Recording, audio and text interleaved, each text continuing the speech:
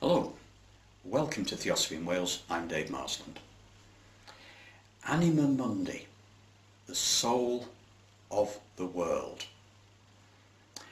Well, Theosophists go a bit further than most Gaia theorists. Gaia theorists generally maintain that all organic life forms on the planet are part of a single living planetary being, a sort of unified life theory. Within Gaia theorists there are spiritual ecologists who add a spiritual dimension to this, a sort of group soul of life. All life is one spiritual entity. Now, Theosophists go a bit further, and they postulate that the earth itself is a living being, and it has consciousness, higher principles, and an evolutionary agenda. And this evolution of the earth, is inseparable from the organic life forms on it. In fact, the organic life forms are part of it. And as far as humanity is concerned, our spiritual egos are part of the higher principles of the earth, and this is interactive. And William Quan Judge, Theosophist William Quan Judge, said that we can damage the earth by what we think. This representing this interactive process between our high principles and the high principles of the earth, of which we're actually an integral part. We're not separable. Now, taking a little bit further, Theosophy maintains that even if there were no organic life on the earth would still be a living being. So that organic life is part of the Earth's evolutionary expression, but even without it, the Earth would still be a living being.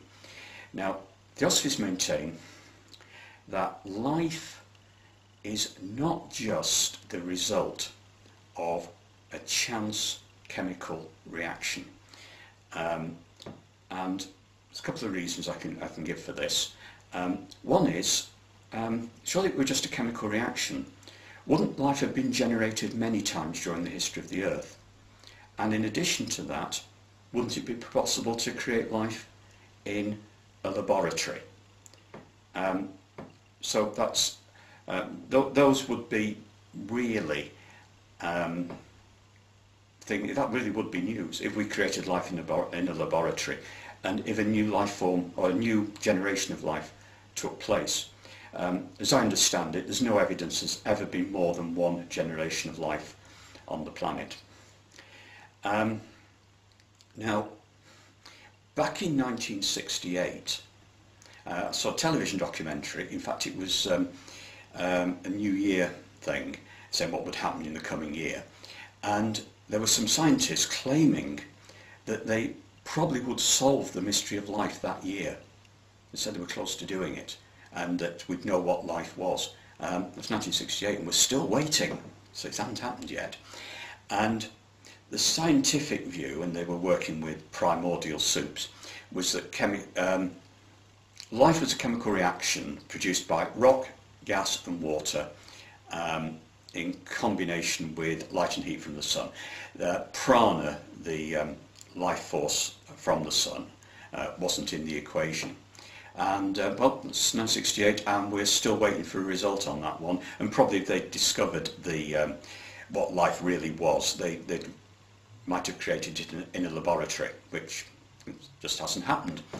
And I think it's impossible to understand life without understanding life's relationship to the planet and the spiritual evolutionary relationship that underpins it.